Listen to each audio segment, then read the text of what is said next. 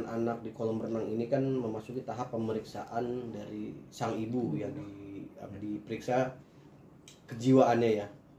Oke, mungkinkah ini arahnya hilirnya akan mengarah kalau ibunya ini akan menjadi tersangka, Bang? Jadi sesuai penjelasan sebelumnya, ibunya sama pacarnya itu survei dulu seminggu sebelum.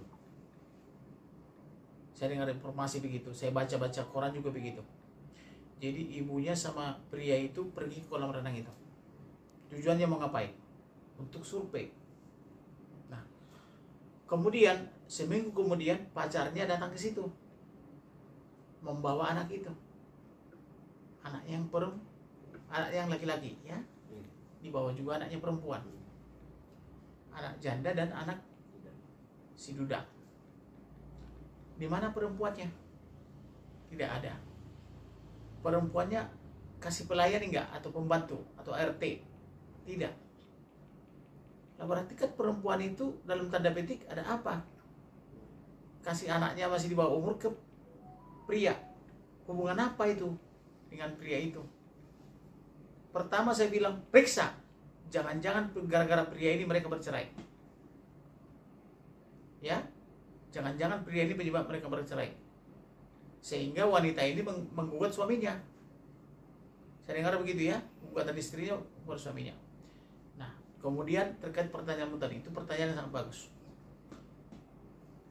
Jangan-jangan ibunya terlibat itu ya? Oke. Ibunya harus diperiksa. Harus diperiksa ibunya. Alasannya diperiksa ibunya karena ibunya mengantarkan anak itu untuk dibawa prianya, atau menitipkan anak itu kepada prianya, sehingga pria itu leluasa menenggelamkan anak itu sampai 12 kali ya. Itu kurang lebih berapa menit tuh? 12 kali tuh. Ya. Kemudian mati. Berarti ada peran wanita itu di situ, ada perannya dia, karena tidak ada alasannya dia menitipkan perempuan atau anak laki-laki kepada pria ya, yang bukan pacarnya, yang bukan teman hidupnya serumah, yang bukan suaminya, tapi hanya sebatas teman laki-laki atau mungkin pacaran gitu ya. Kan tidak bisa itu. Atas dasar apa dia? Atas dasar apa dia menitipkan anak itu kepada pria itu? Kemudian dia katanya pergi syuting.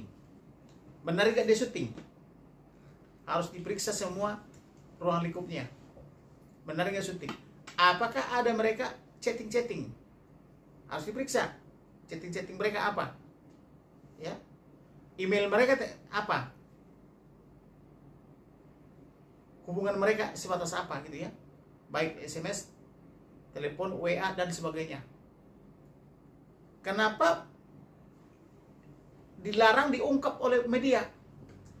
Ya, dilarang kalian kan awalnya kan? Kemudian suaminya udah gelisah terus. Kolam renang sudah gelisah. Sudah kasih ke polisi, ke polsek ya. Kemudian ke Polda. Kenapa tidak bisa dilihat ini oleh orang lain? Gelondongan video ini apa namanya? CCTV ini. Kenapa dilarang-larang oleh si perempuan itu? Berarti dia tahu. Kalau dia tidak tahu, nggak mungkin dilarang. Benar nggak? Dilarang-larang. Kemudian Polda kirim ke Polsek kirim ke Polda. Nah, selagi di Polda, sebelum ditetapkan tersangka, saya sudah bilang 340 nih. Pasalnya 340. Itu diwawancara oleh pria itu saya waktu itu. Masih memeriksa saksi-saksi. Saya bilang kalau nggak pasal 340 ini pria biadab ini harus selesai gitu.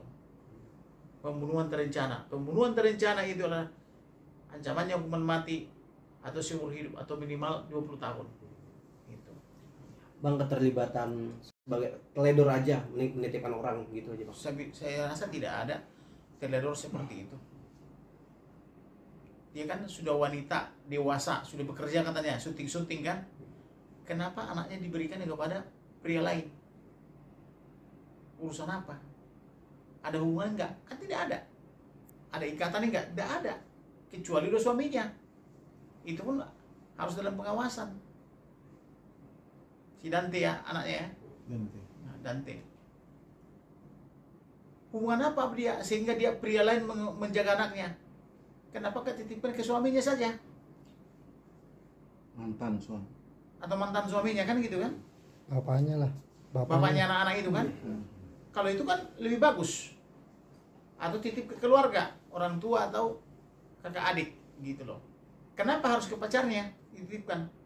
Ini perlu dipertanyakan ini, harus ditelusuri nih. Alasannya waktu juga itu, nih. Ada alasannya babysitter waktu juga. itu Mau belajar berenang harus ada pelayan. Babysitter minimal ya. Karena mereka memang mampu itu membayar pembantu atau membayar babysitter. Harus ada babysitternya. Sampai anak itu berumur minimal juvenile. Juvenile 10 tahun atau 8 tahun lah ya. Gitu. Bang, ada prasangka lain nggak bang dari orang ini, dari ibunya ini ada prasangka lain nggak dari abang? Ya kalau saya mengatakan kalau ibunya selain 340 bisa dikenakan pembunuhan biasa. Gara-gara titipkan anak itu ke pria itu, maka dibunuhlah anaknya. Katakanlah dia tidak 340 tapi pembunuhan biasa bisa kena dia tuh. Atau misalnya 359. Kalau dia dititipkan dengan anak itu kepada pria itu, dia tidak akan dibunuh anaknya.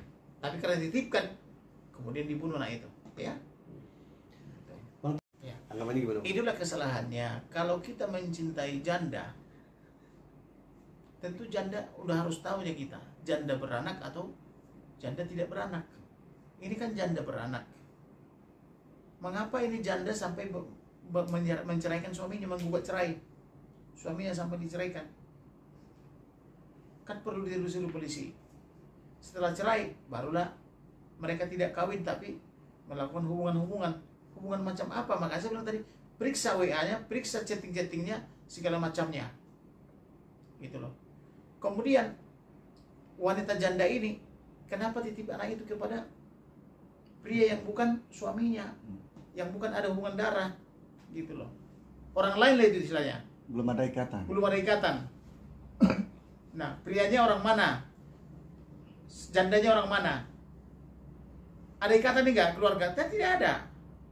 Gitu loh. Berarti ini hubungan macam apa? Ibaratnya anak kita dikasih ke orang lain. Ini kan keterlaluan, kan logis itu.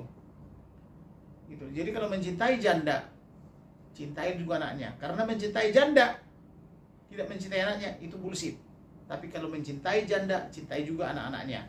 Jadi kalau pria mencintai misalnya, harus mencintai juga jandanya, mencintai anaknya. Jadi cinta itu ada dua. Cinta secara pria dengan janda itu, kemudian cinta keluarganya. Kan begitu kalau berkeluarga. Satu paket ya, Mas? Satu paket.